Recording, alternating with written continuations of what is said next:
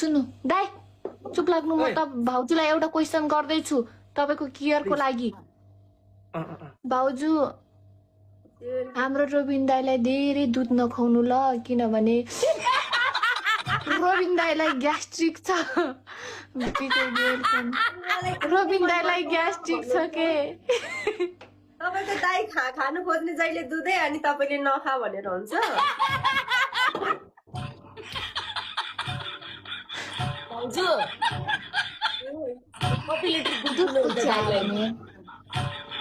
किन राम्रो छैन त्यसमा 2 लिटर हजुर पुग्छ 2 लिटर पुग्छ पुग्दो रहेछ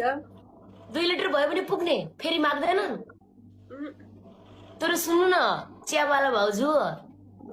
अब उता जेठो भाउजूले बाहिर निकाल्दियो भने सम्हाल्नु ल तपाई ल पाल्नु ल रुबिनजीलाई ए रुबिन दाइलाई पाल्नु ल काकीमा सजाएर ल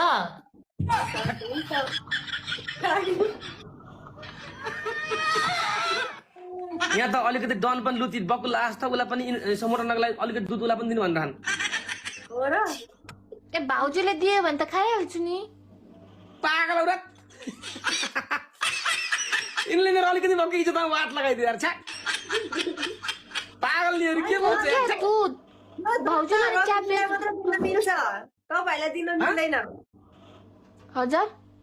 तपाईहरुलाई दुई जनालाई दिन मिल्दैन दुध रबिनजीको लागि मात्रै हो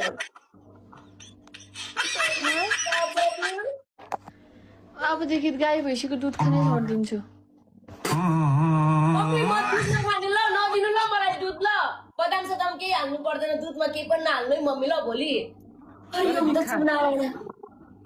तैँले बिख्खा केटी तेरो थुदैन बिख्खा नि जस्तो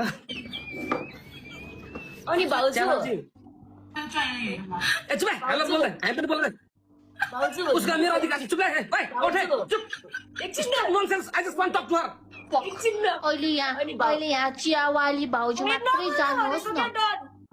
ओइ डन भाउजू दाइलाई दुध कसरी खुवाउनुहुन्छ गिलासमा हालेर कि हालेर खुवाउनुहुन्छ कुनैबाट खानुहुन्छ मलाई गिलासमा हालेको मन पर्दैन फेरि के रे कुनैबाट खानुहुन्छ नि